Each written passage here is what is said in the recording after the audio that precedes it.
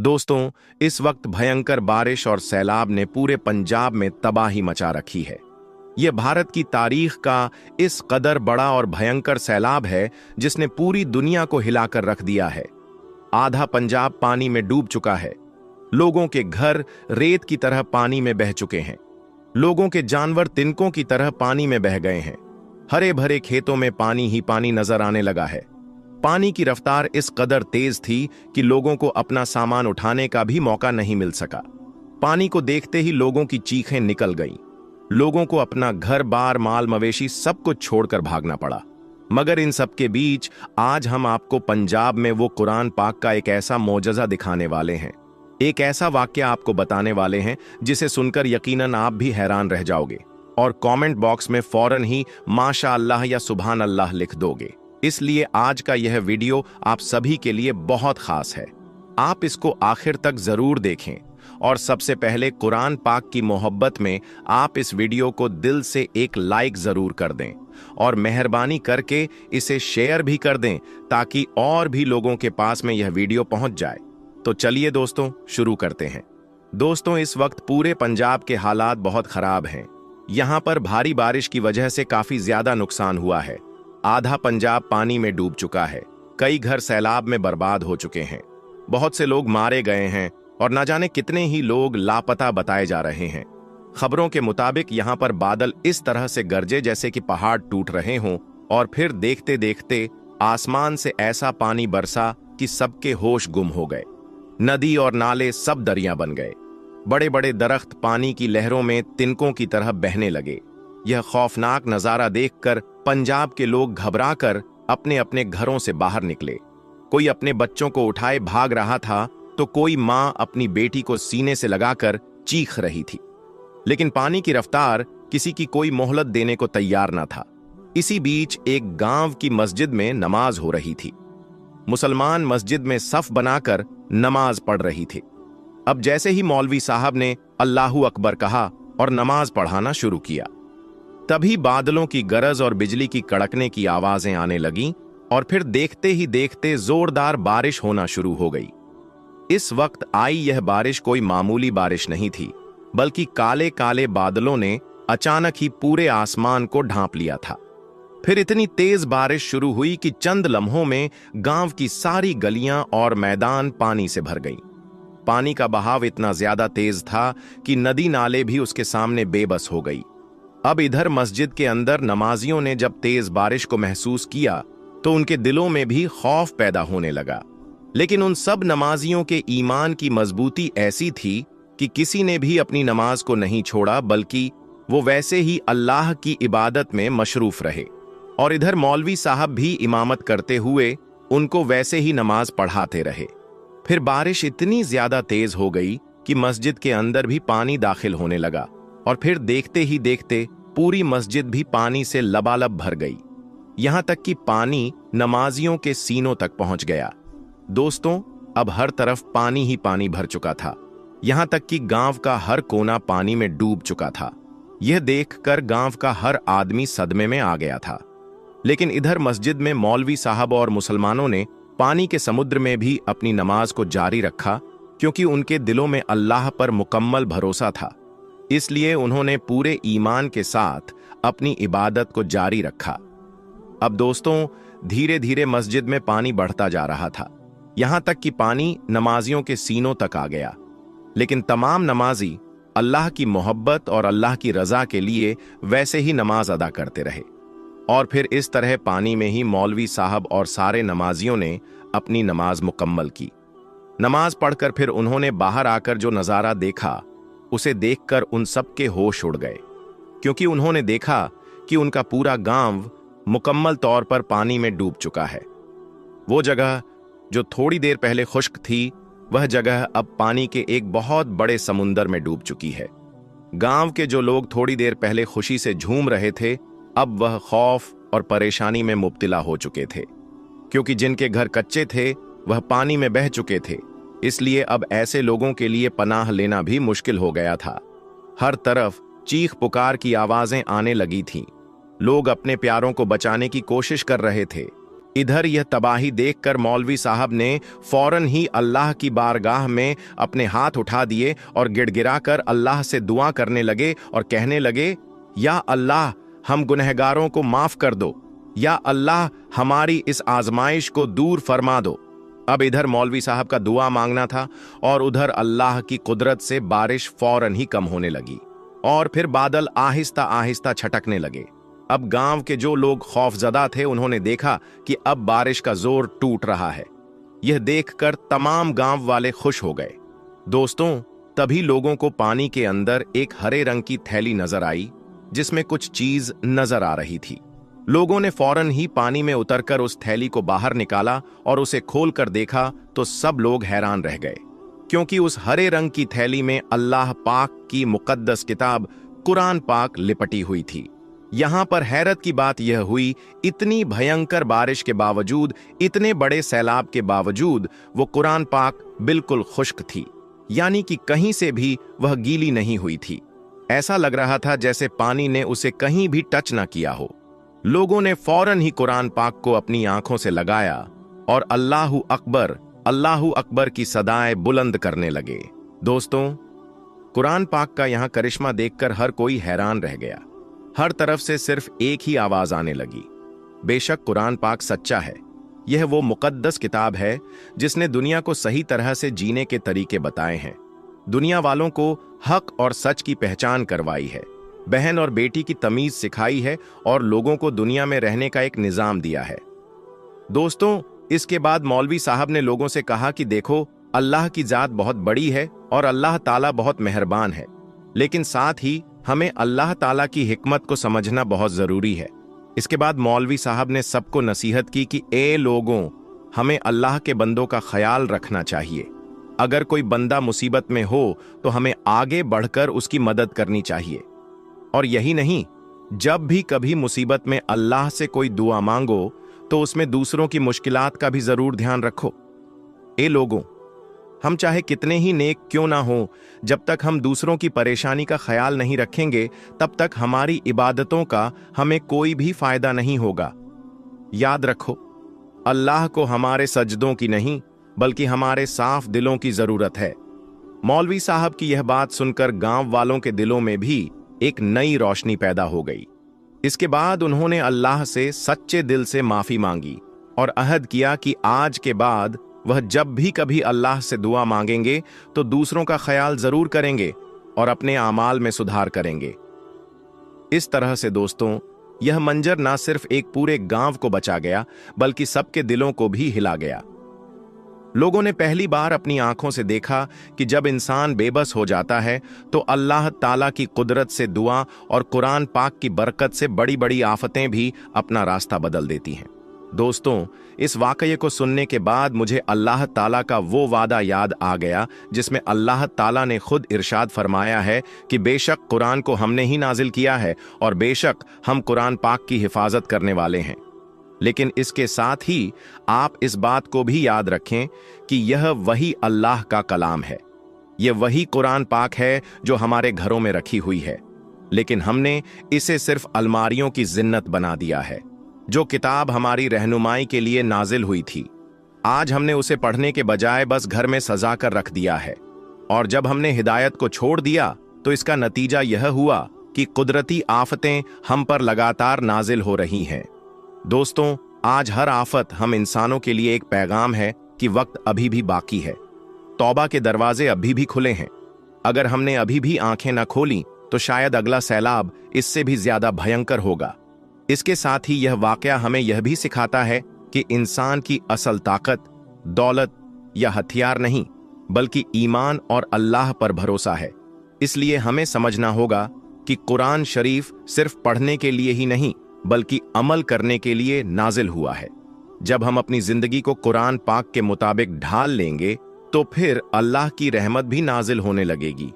फिर बारिश अजाब नहीं बल्कि रहमत बनकर बरसेगी। दरिया बस्तियां डुबोने की बजाय खेतों में सब्जी उगाएंगी। पहाड़ हमें दबाने के बजाय साया देंगी।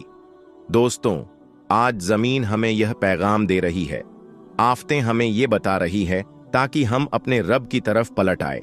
अगर हमने अभी भी अपने काम ना बदले तो कल सिर्फ पछतावे के सिवाय हमारे पास में कुछ भी बाकी ना बचेगा।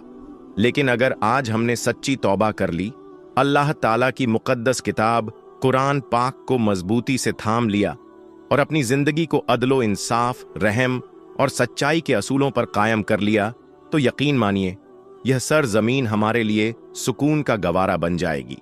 दोस्तों, यह कहानी सिर्फ एक गांव की नहीं, बल्कि यह कहानी आज हर इंसान के लिए एक इशारा है। इसलिए हम सबको चाहिए कि हम अपने आप को बदल लें और अल्लाह के बताए हुए रास्ते पर लौट आए। अल्लाह ताला से दुआ है कि अल्लाह पाक हम सबको आफतों मुसीबतों से महफूज रखे और नेक और सीधे रास्ते पर चलने की तौफीक अता फरमाए। आमीन, अल्लाह हुमा आमीन। अब दोस्तों, हम आपको इस वीडियो में भारत में आया हुआ एक ऐसा बाढ़ का वाकया सुनने वाले, जिसे सुनकर आप हैरान हो जाएंगे। तो इस वीडियो को आखिर तक जरूर देखें। तो चलिए वीडियो शुरू करते हैं। दोस्तों, भारत के एक गांव पर अल्लाह का ऐसा अजाब आया कि पूरा गांव ही पानी में बह गया। मकानात, इंसान, जानवर सब पानी की नजर हो गए। मगर ऐसा क्यों हुआ? यह लोग ऐसा कौन सा गुनाह करते थे जिसकी वजह से यह अजाब आया? यह जानने के लिए पूरी वीडियो को आखिर तक जरूर देखिएगा। प्यारे दोस्तों, आज हम जिस गांव का जिक्र करने जा रहे हैं, वह गांव भारत के शुमाली इलाके में वाक़ था, जिसका नाम भूमिदान था, जहां ज्यादा तादाद में हिंदू आबाद थे। इस गांव में तकरीबन 300 मकान थे, जिनमें से सिर्फ 5 मकान ऐसे थे जहां मुसलमान रहते। बाकी 295 खानदान हिंदुओं के थे, यानी कि यह गांव हिंदुओं से भरा पड़ा था। और इस गांव की एक खास बात यह थी कि गांव के सभी हिंदू खुशहाल थे और करीब के शहरों में काम किया करते थे। अगर किसी हिंदू को माली मुश्किलात का सामना होता तो दूसरे हिंदू उसकी माली मदद करते, ताकि उस गांव का हर हिंदू खुशहाल रह सके। जबकि दूसरी तरफ 5 मुसलमान खानदान भी थे जो मुफलिसी और गुर्बत की जिंदगी गुजार रहे थे। हिंदू उन्हें अपनी जिनसी ख्वाहिश का निशाना भी बनाते और उन पर झूठे इल्जामात भी लगाते। भूमिदान नामी इस गांव में एक छोटी सी मस्जिद भी थी, जिसे अक्सर ताला लगा रहता। कभी कभार कोई मुसलमान हिम्मत करके उस मस्जिद में जाता और नमाज अदा करता। एक बार ऐसा हुआ कि कुछ मुसाफिरों का गुजर उस गांव से हुआ जो उस हिंदू गांव को क्रॉस करके अगले शहर जाना चाहते थे। यह मुसाफिर न सिर्फ मुसलमान थे, बल्कि बहुत बड़े ताजिर भी थे। यह हर रोज अपना माल दूसरे शहरों में बेचने जाया करते। जिस दिन यह मुसाफिर भूमिदान नामी इस गांव में पहुंचे, तो वह दिन जुम्मे का दिन था और नमाज का वक्त हो चुका था। वहां की हिंदुओं ने जब ताजिर को बड़ी शान से मस्जिद की तरफ जाते देखा, तो चौराहे पर इकट्ठे हो गए मुसाफिर। ताजिर ने जब मस्जिद के दरवाजे पर ताला लगा देखा तो बड़े हैरान हुए। खैर, उन्होंने मस्जिद के करीब पहुंचकर एक मुसलमान शख्स के घर से चाबी ली और मस्जिद में दाखिल हो गए। उनमें से एक ने ऊंची आवाज में अजान दी, ताकि आसपास के मुसलमान भी नमाज अदा कर सकें। प्यारे दोस्तों, जब वहां के मुसलमान मस्जिद में आ गए, तो मुसाफिर ताजिर में से एक शख्स ने सूरत हाल को भांपते हुए तकरीर शुरू की कि गैर मुस्लिम मस्जिद के बाहर खड़े तकरीर सुन रहे थे। यही वजह थी कि तकरीर करने वाले ने गैर मुस्लिमों को अल्लाह के अजाब से डराया और लूत अलैहिस्सलाम की कौम का हाल बयान किया कि कैसे वह हम जिन्स परस्ती में मुब्तला हुए और अल्लाह ने उन पर अजाब नाजिल कर दिया। जबकि तकरीर करने वाले शख्स ने मुसलमानों पर जुल्म ढा वालों को बदतर अंजाम से भी आगाह किया। उसके बाद जुम्मे की नमाज अदा की गई और ताजिर अपनी मंजिल की तरफ रवाना हो गए। दूसरी तरफ गांव के जो नॉन मुस्लिम थे, जिन्होंने तकरीर सुनी थी, बजाय इसके कि मुसलमानों से अच्छा सलूक करते, उनमें ऐसी खराबी पैदा हुई कि जिसका किसी ने यकीन नहीं किया था। भूमिदान नामी इस गांव के नॉन मुस्लिम हम जिन्स परस्ती में मुब्तला हो गए। गांव के पंडित ने मुसलमान ताजिर की तकरीर सुनी तो उसने यही कहना शुरू कर दिया कि मुसलमान झूठ बोलते हैं। मर्द का मर्द से जिनसी लुत्फ हासिल करना या औरत का औरत से जिनसी लुत्फ हासिल करना कोई बुराई नहीं है।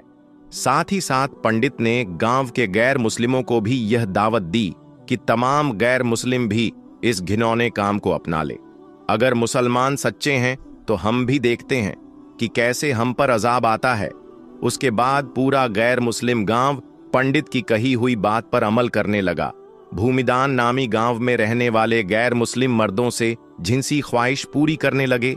भूमिदान नामी गांव में रहने वाले गैर मुस्लिम अपनी जिनसी ख्वाहिश मर्दों से पूरी करने लगे और गैर मुस्लिम औरतें भी लज्जत के लिए दूसरी औरतों का इस्तेमाल करने लगी।